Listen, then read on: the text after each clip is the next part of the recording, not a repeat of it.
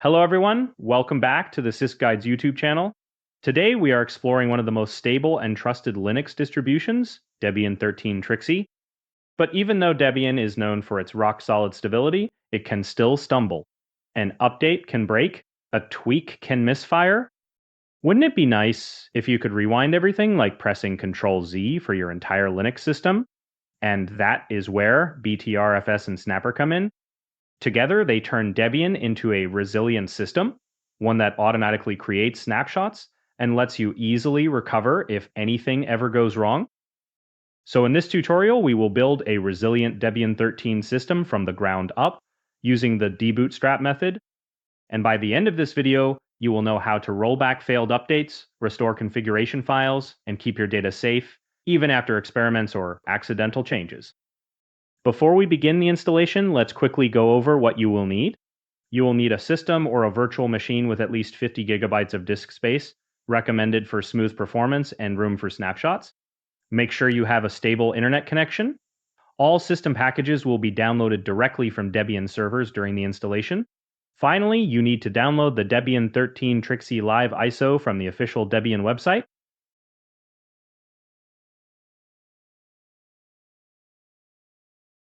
Don't download the ISO from here. These are for regular guided installations. Instead, download it from here. We specifically need the live ISO because we will be using it to install Debian manually with the Debootstrap method. I will be using the Debian GNOME Live Edition since I am setting up a GNOME desktop. Once you have these ready, your system, internet, and the live ISO, we are all set. So let's begin.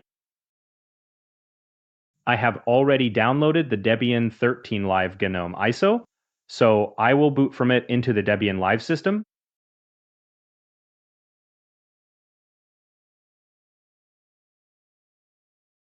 Once on the desktop, open the browser. Go to my website and open the guide I have posted on installing Debian 13 with BTRFS. I will use this as my reference for this tutorial, and I highly recommend you do the same. Now open the terminal.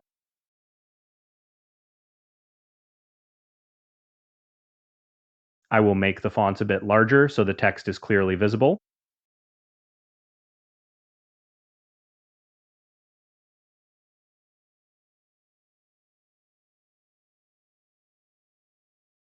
First, switch to the super user. Then, run the command lsblk to list all available disks. For me, the disk is /dev/sda with 128 gigabytes of space. So I will set this device in a variable named disk. You should replace it with the disk you want to install Debian on. Make absolutely sure the variable really contains your correct disk path.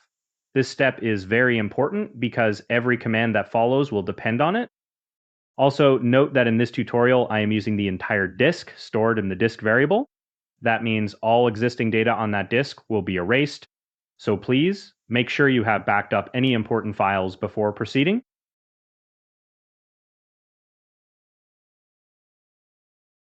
In the guide, I have structured the commands carefully so you do not have to type each one individually. Just copy the entire code block, paste it in your terminal, and press enter. This method avoids typos and speeds up the whole process. If you need to tweak any command, just paste it into a text editor first, make your changes there, then copy everything back into the terminal and press enter. We need to wipe the disk and create new partitions. But before that, we need the gdisk tool. It is not included in the live system by default, so let us install it first.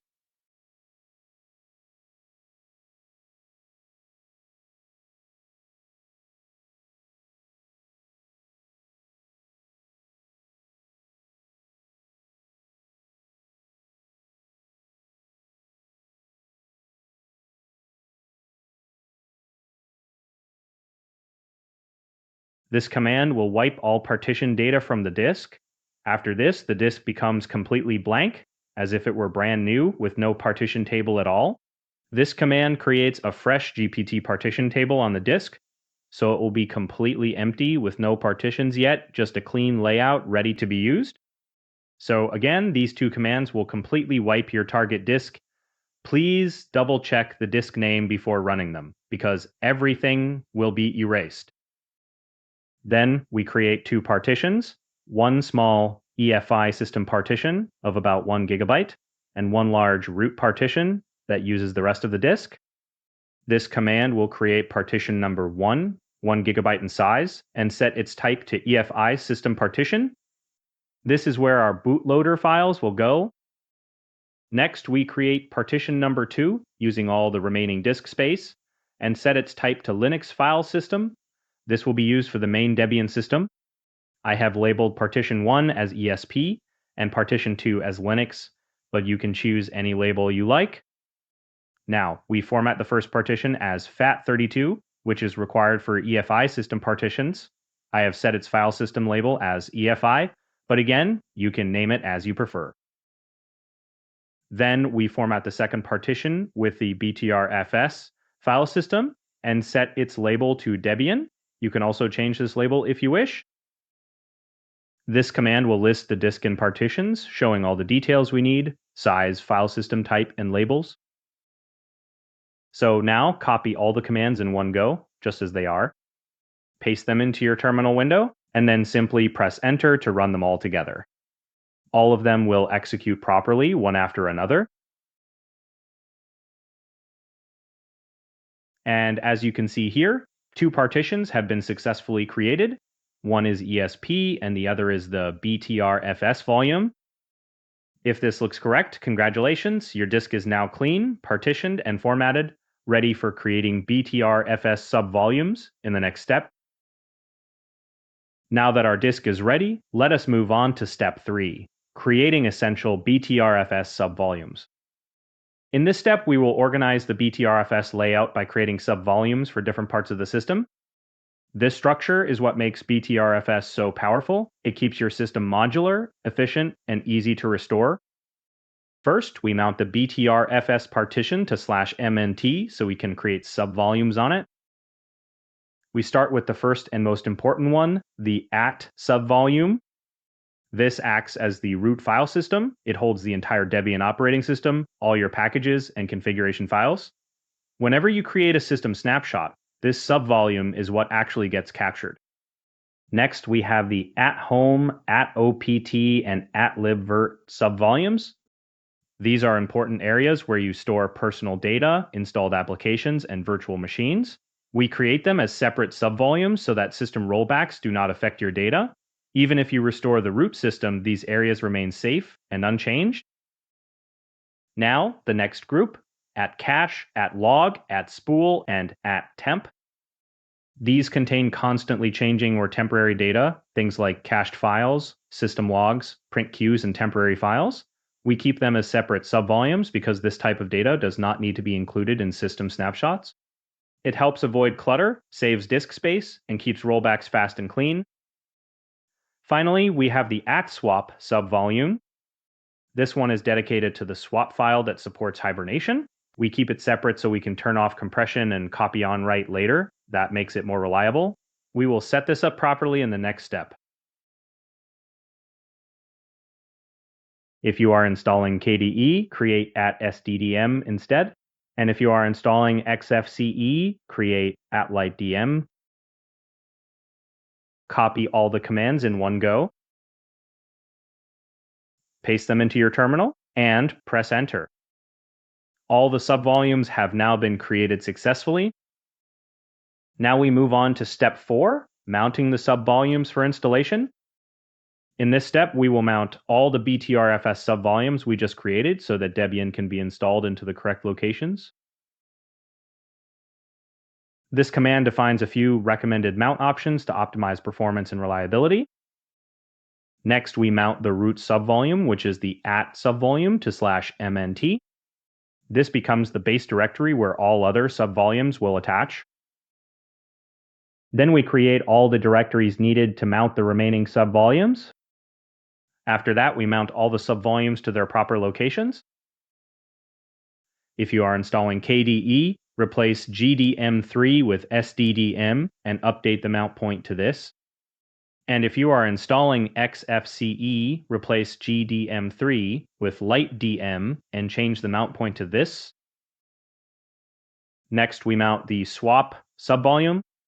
We mount it separately without using the BTRFS options variable. This is because swap should not use compression or copy on write features. It needs to behave like a plain fast data block for reliability. Then we mount the EFI boot partition. So copy all the commands, paste them into your terminal, and press enter.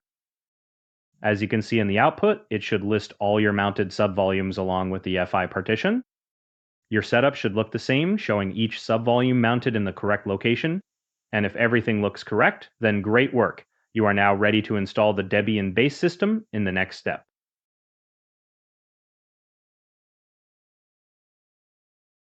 Next, we are going to install the actual Debian base system using the Debootstrap method. This command installs the Debootstrap package into our live system. Then, this command will debootstrap a minimal Debian 13 base system directly into our mounted root directory at /mnt. You can think of Debootstrap as laying the foundation. It gives us a clean, minimal Debian environment to build on. Next, these commands will mount a few important system directories like dev, proc, sys, and run, so that our new Debian environment can access devices and processes properly. And this command mounts EFI variables. This ensures the bootloader installation works later without any errors.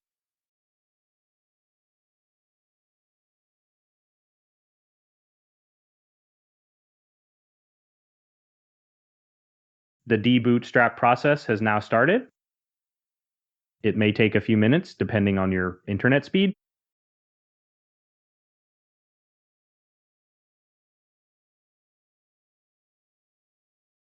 Debootstrap is now complete and your base Debian system is now ready. Now let us move on to the next step, configuring the fstab file. This step defines how all your partitions and BTRFS subvolumes will mount automatically every time your system boots. These two variables store the UUIDs for your BTRFS and EFI partitions.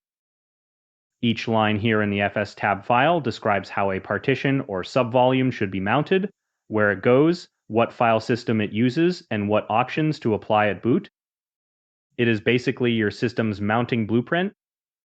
Here, you will see the entry for GDM3 mount path, which points to the GDM3 subvolume. If you are installing for KDE, replace the mount point with this and the subvolume name with this. And for XFCE, again, replace the mount point with this and subvolume name with this.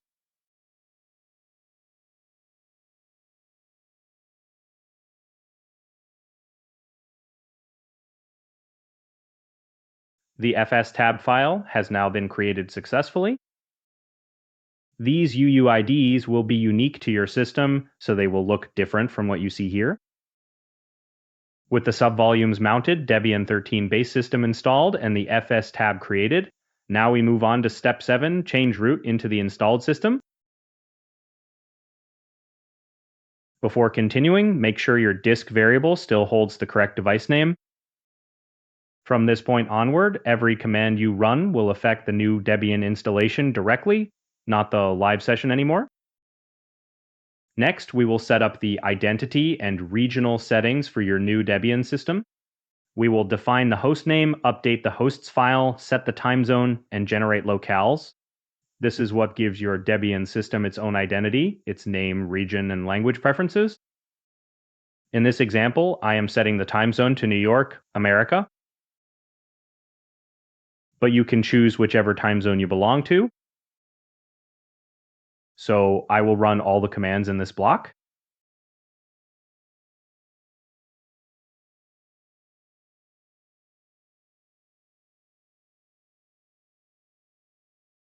Next, we will be asked to set the locale.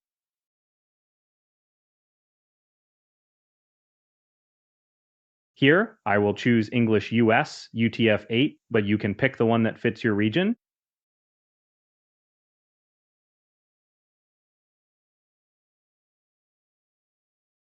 Now we move on to step 9. Here we will configure repositories that connect our Debian system to the official package sources, providing all the software that Debian needs.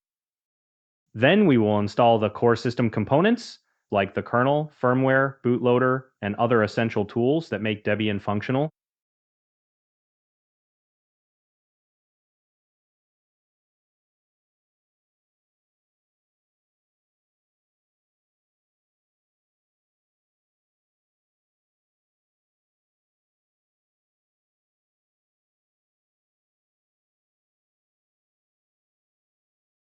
All the core packages are now installed.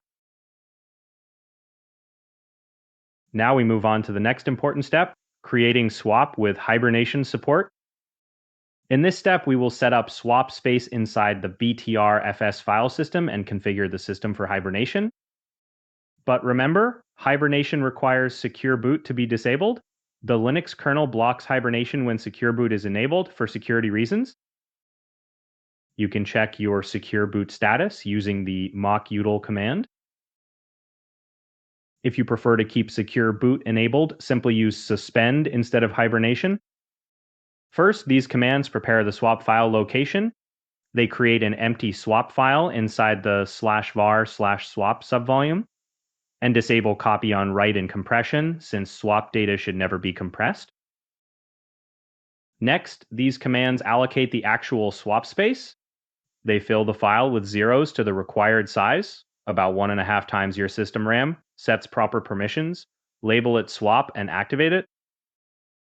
My test system has 4 gigabytes of RAM, so I am creating a 6 gigabyte swap file. Adjust this according to your system's RAM, about 1.5 times your memory size. Then we append the swap entry to fstab, so the system automatically enables it every time it boots. Finally, these commands configure grub for Hibernation. They calculate the swap file, resume offset, and add it to grub's kernel parameters. This allows the kernel to restore memory content from the swap area during Hibernation. Once done, we update grub and init ramfs to apply the new Hibernation configuration.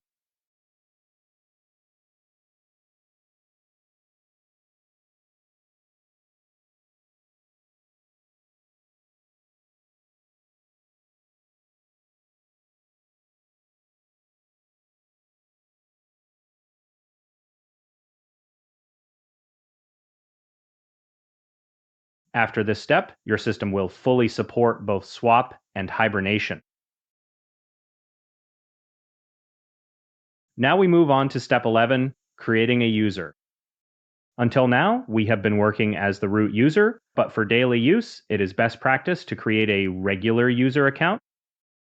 Here, I am using my own name as an example. You should replace it with your own username and full name.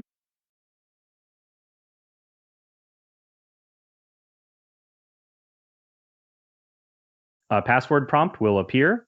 Set a strong password for your new user. After that, you will see a confirmation showing the user's group memberships. You will also see that it has sudo privileges, allowing this user to perform administrative tasks safely. Next, we move on to install and configure the GRUB bootloader. This step is what makes your new Debian system bootable. Without the GRUB bootloader, your computer would not know how to load the operating system after restart. So let us install GRUB, the default Debian bootloader for UEFI systems. Once installed, Debian will be able to start on its own, no more relying on the live environment. At this point, everything from partitions to GRUB is fully configured.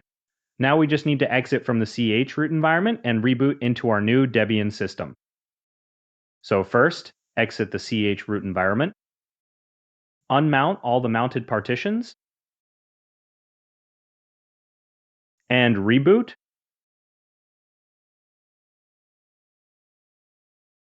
After rebooting, your system will start from the newly installed Debian setup, a minimal command line environment running independently, not inside chroot. Log in with your user account. Your minimal Debian system is now ready. You can now install your preferred desktop environment. Installing it on the running system instead of inside chroot is recommended, because it allows all services, drivers, and display components to initialize properly under systemd. For this video, I will install GNOME, the default Debian desktop environment, but you can install whichever desktop you prefer, KDE or XFCE. I will show the commands for both on screen.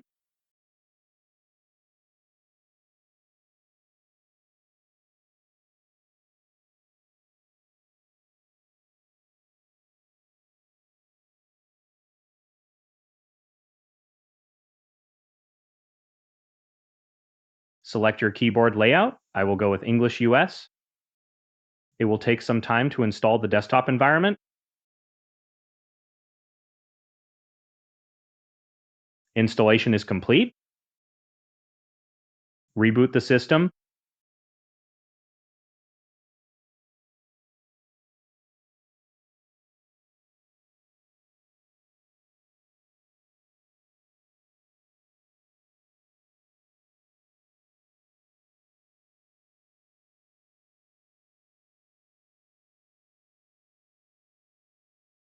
You are now logged into the all-new Debian 13 with the GNOME 48 desktop environment.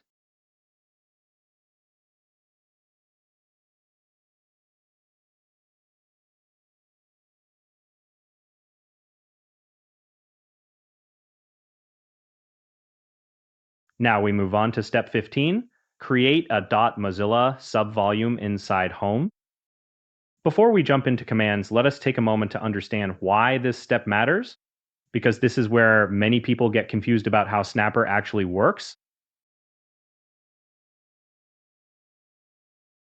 Right now, we already have a subvolume called at home. It keeps your personal data separate from the system, which is great.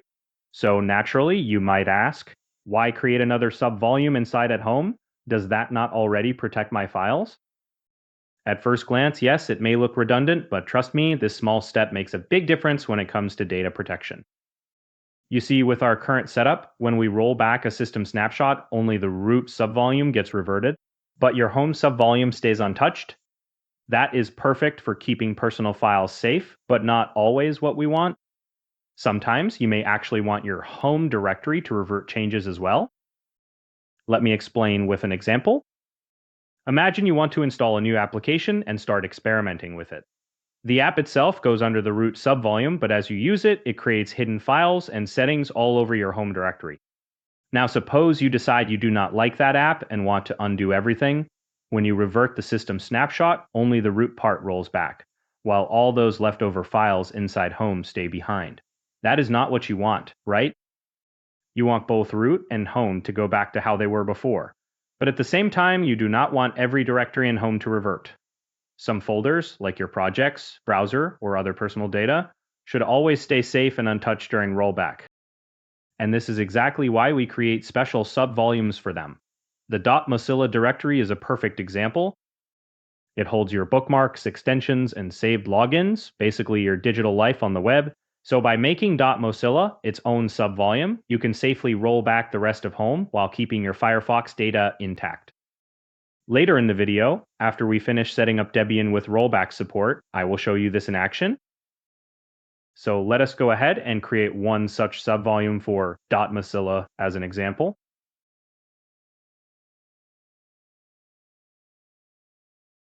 A .mozilla subvolume has been created in your home. When you undo change, the Firefox files in this directory will not be touched or reverted. They will remain safe. But the rest of the files in your home subvolume will be reverted. You can repeat the same process for any other directories you want to keep safe, like other browsers, your project directory, or any directory you think is important and never want Snapper to touch.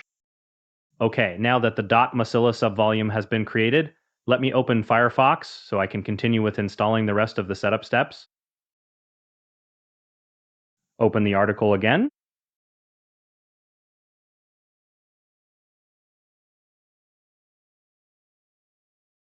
We are moving on to step 16, install and configure Snapper.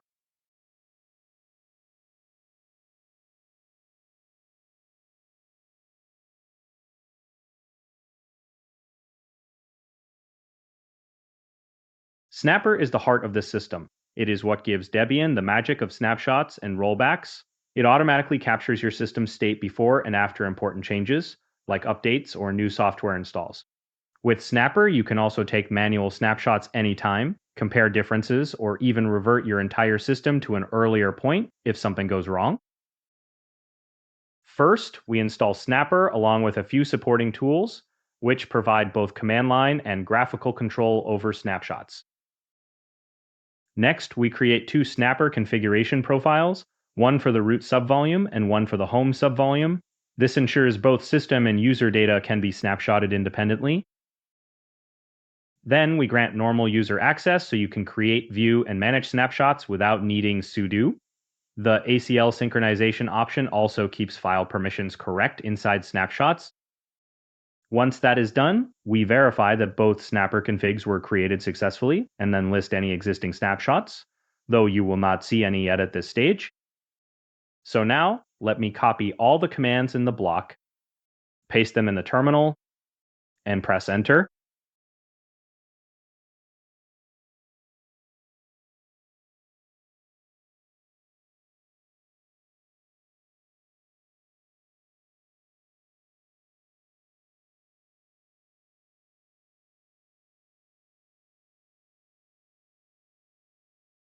As you can see here, both root and home Snapper configurations have been successfully created. This means you can now take Snapper snapshots on both of these subvolumes. Here you can see the configuration details for each, one for root and one for home. These settings control how snapshots are created, managed, and cleaned up automatically. And finally, these commands list the existing snapshots. Right now, there are none, which is perfectly normal. We will create our first snapshots a little later in the setup. The Snapper has been installed and configured successfully. Next, we install and configure GRUB-Btrfs. This step allows GRUB to detect and integrate your snapshots directly into the boot menu, so you can boot into a snapshot even if the system fails to start normally. It's like having an emergency restore option built into the bootloader. Once you boot into a snapshot, you can check whether everything is working as expected. If you're happy with it, you can roll back to that snapshot in read-write mode by replacing your existing root.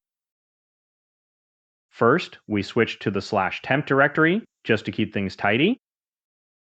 Then we clone the official GRUB-Btrfs repository from GitHub to install it locally. After cloning the official GRUB-Btrfs repository, we make a small configuration tweak to add a special kernel parameter for snapshots. This parameter tells the system to use overlay fs when booting into a snapshot instead of relying on the device mapper's strict read-only mode. The advantage is that you can boot into a snapshot, test if everything is working, and even make temporary changes without affecting the snapshot itself. After that, we run make install to install GRUB-Btrfs into the system. And finally, we enable and start the GRUB-Btrfs service.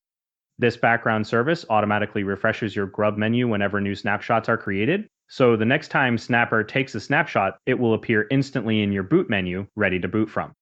This integration is extremely powerful.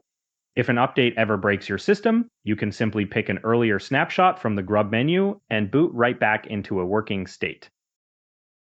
Now copy this entire block, paste it into your terminal, and press enter. GRUB-Btrfs is now installed. Now let's move on to the final step, enabling automatic timeline snapshots. This is where Snapper finally becomes fully automated. Up to this point, we have done all the setup work, making Debian 13 completely snapshot ready and rollback safe. From here on, Snapper quietly takes care of everything in the background. It automatically creates snapshots on every system boot, takes timeline snapshots every hour, and cleans up older ones daily, keeping your system protected and your disk space under control.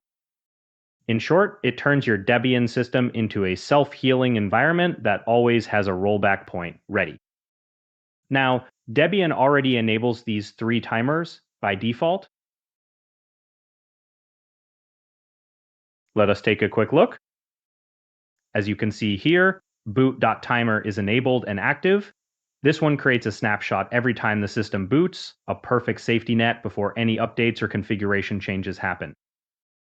Next, we have timeline.timer, also enabled and active. This one creates hourly snapshots so you can always roll back to a recent working state. And finally, cleanup.timer.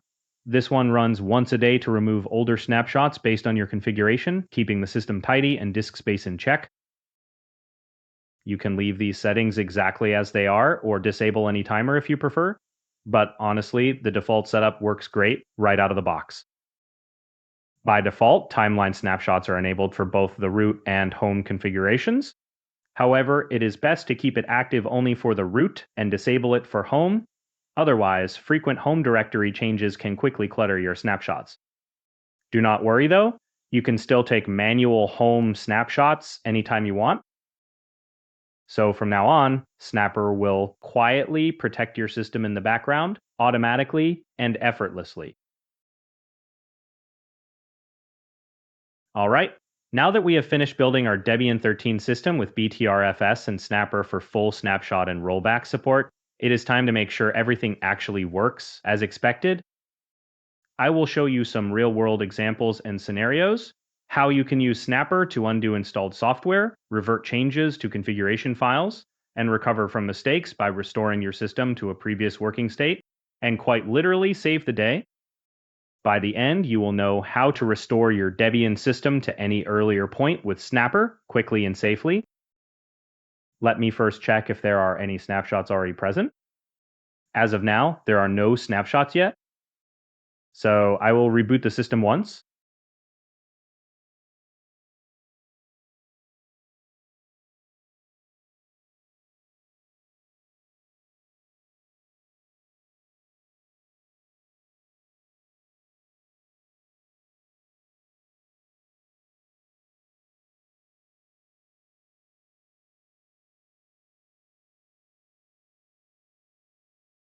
Now let me check the snapshots again.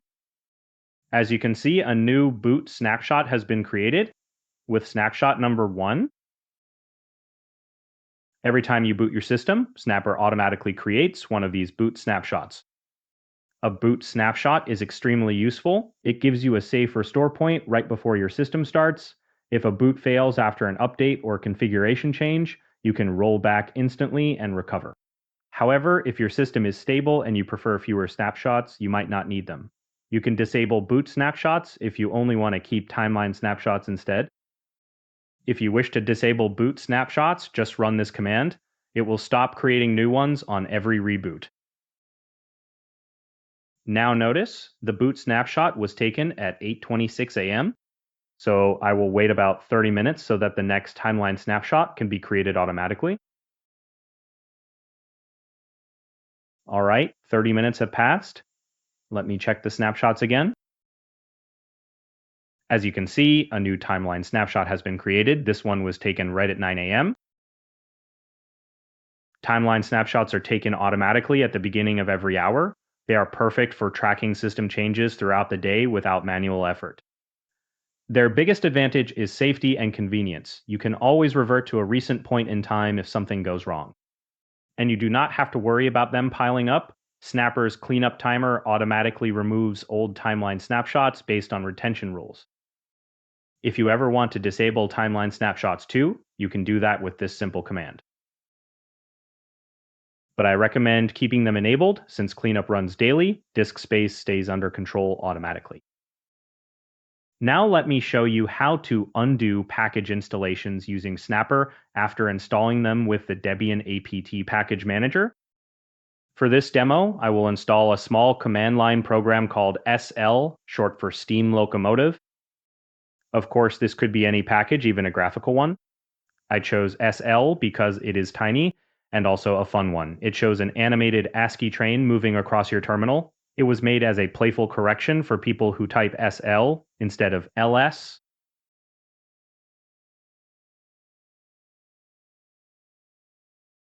Now let me list the snapshots. As you can see here, pre and post snapshots have been automatically created for the SL package I just installed, one before and one after. Unlike other distros, Debian snapshots just say apt instead of actual package names, making it confusing when installing multiple packages. This will hopefully be fixed in the future. Anyway, let me now show you the changes that were made between snapshots 3 and 4. These are the modifications inside the root file system. A plus sign means a new file was created, and the letter C means that file was changed or modified. Now let me undo the changes between these pre and post snapshots. You need to use sudo for undo change commands, but for other operations, it is not required. Now I'll run SL again. As you can see, it is no longer available. The package has been successfully reverted. Your system is now back to its previous state. But suppose you actually wanted to keep it, no problem. Just run undo change once more, but this time reverse the snapshot order from 4 to 3.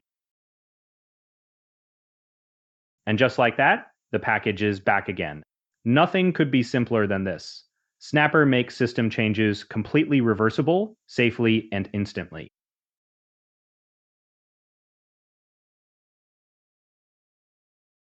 You can also use undo change to revert a single file. This can be really helpful in situations where you are editing a configuration file, mess something up, and want to see how it differs from the original, or even restore it completely. To demonstrate, I will make some changes to the hosts file.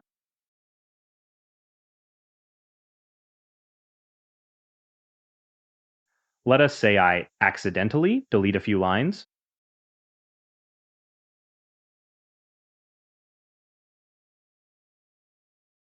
Now, to check what actually changed, you can use the snapper diff command. It shows the difference between two snapshots, or between a snapshot and the current live system. In this example, I will compare the file in snapshot number 4 with the one in the live file system. Here, 0 represents the current system state. So Snapper is comparing snapshot 4 with snapshot 0, which is live. As you can see, the lines marked with a minus sign are missing in the current file. They existed in the snapshot, but not anymore. This makes it easy to understand exactly what was changed or deleted. And if you want, you can also revert that file entirely to its original version. Just run undo change for that file using snapshot 4 as the reference. Snapper will then replace the live file with the one from that snapshot. And as you can see here, the hosts file is back to its original state, perfectly restored. This next example is very important. It gives you the confidence to try new things without worrying about breaking your system. Think of this as your safe zone for experiments. You can try anything, even risky changes, and always roll back with confidence. The idea is simple. First, take manual pre-snapshots. Then go ahead and do whatever you want. Install, configure, test, go wild. When you are done, take manual post snapshots. Now, if everything works great, perfect, just keep it that way and move on. But if something breaks, or you simply do not like the results, you can safely roll back to your pre-snapshots and your system will be exactly as it was before. You might recall that we created a .mozilla subvolume inside home earlier. That will come in handy here because in this example, I will take manual snapshots of both root and home. This makes the snapshots watertight. When I revert changes, every file in both root and home will go back exactly as they were. However, files and other subvolumes, including .mozilla, will stay untouched. That means your browser data, bookmarks, and save sessions remain safe. If you have other important directories in your home that should not be reverted, make sure you create separate subvolumes for them, just like we did with .mozilla. As an example, I'll install a small package called btop by pulling its source code from GitHub and compiling it locally. This process will flood both root and home with build and temporary files. After that, I will undo everything and show you how all those files disappear, restoring your Debian system back to its clean original state. So first, let us start by creating a pre-snapshot for the root configuration. The command is snapper -c root. This tells Snapper to use the root config, which manages snapshots of the root file system. Creates a new snapshot. -t pre means this snapshot is taken before we make any changes. -c number applies the number cleanup policy, so Snapper will remove old snapshots automatically when the limit is reached. And finally, -d lets us add a short description. I will call this one pre-btop.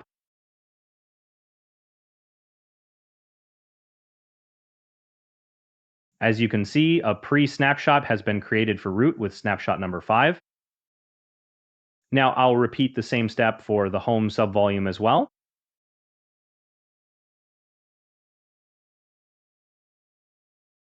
So now we have pre-snapshots for both root and home.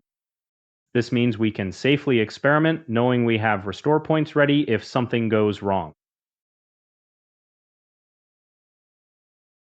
Next, I will install a few prerequisite packages needed to build btop application.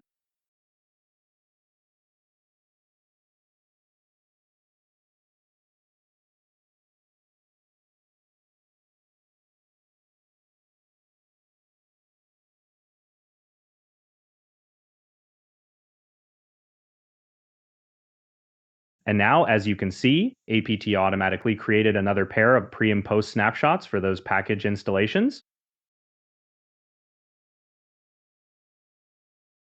For home, however, nothing is created because apt only takes snapshots for root, not for home. But no worries, we already created a manual pre-snapshot earlier. Now I will clone the btop repository from GitHub. btop is a terminal-based resource monitor that displays usage and stats for processor, memory, disks, network, and processes.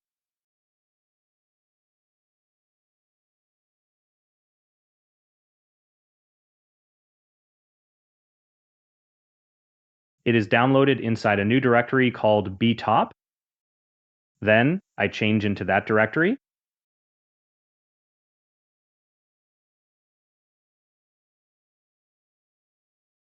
Now I will run make to compile the program. This builds btop directly from source.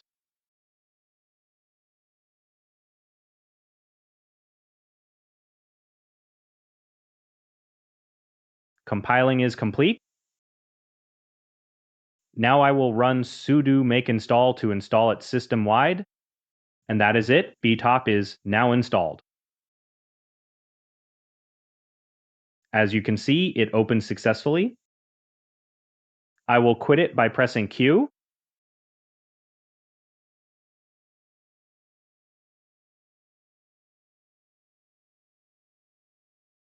Now that our testing is done, let us create the post snapshots to pair with our earlier pre-snapshots. We will repeat the same command, but this time set it as post snapshot and link it to pre-snapshot number 5 for root.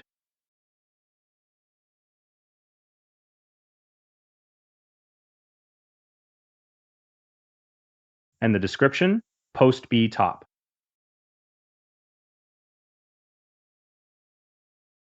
I will do the same for home as well. Link to pre-snapshot number 1.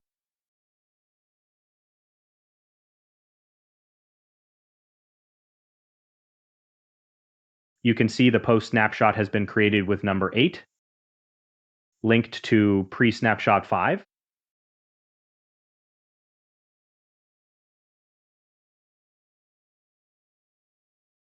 And for the home subvolume, the post snapshot has also been created, which is linked to pre-snapshot number 1.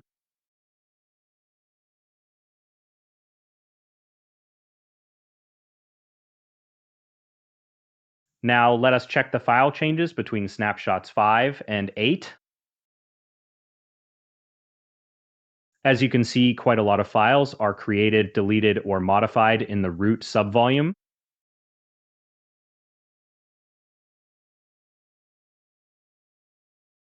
About 1,718 in total.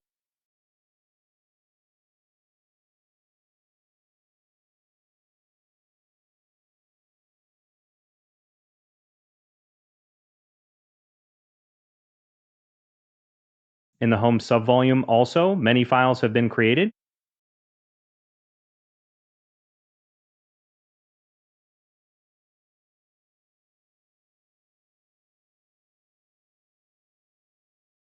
In home, a total of around 238 files were created, deleted, or modified.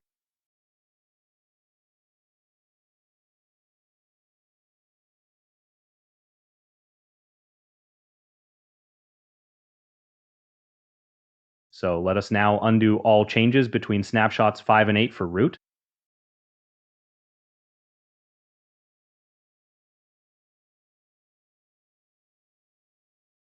And between 1 and 2 for home. Now, check again to see if the btop app still exists. As you can see, it has been completely removed. Since we are done experimenting, we can delete the snapshots as well, from 5 to 8 for root.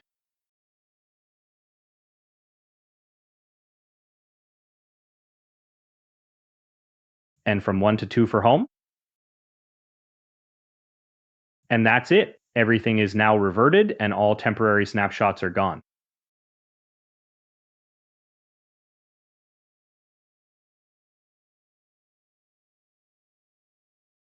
If you look inside home, you can see the btop directory has also been removed. Everything is back exactly the way it was before we started. All right, in this final example, I will show you how to roll back the root subvolume completely, replacing it with an earlier snapshot. This method is extremely useful when your system is totally broken, far beyond what undo change can fix. Unlike undo change, which restores only modified files, a rollback completely replaces the root subvolume with a previous snapshot, restoring the system as it was. To demonstrate, I will deliberately break the system by deleting a few critical files. First, I will delete the kernel from the /boot directory. Next, I will delete the init.rd, which stands for initial RAM disk.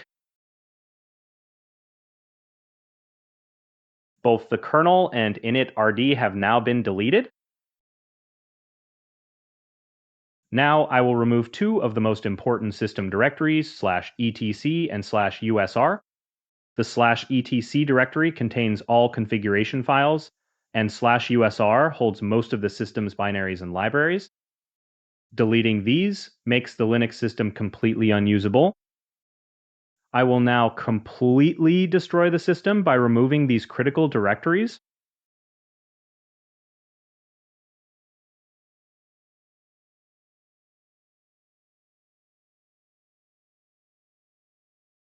All files inside /etc and /usr are now gone.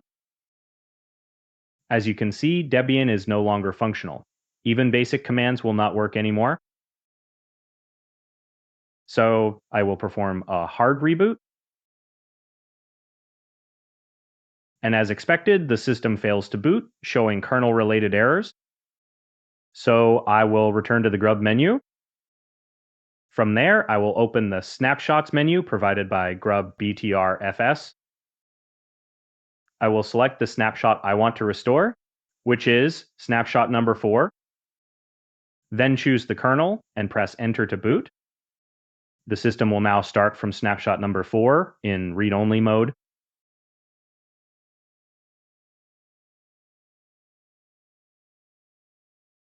Open a terminal.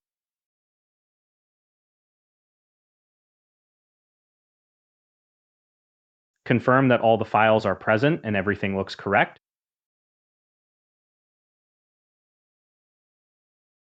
After verifying, open the BTRFS Assistant application.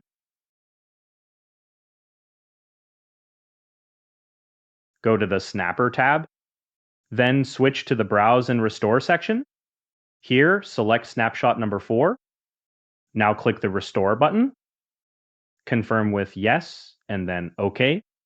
Restore is complete. Now reboot the system normally.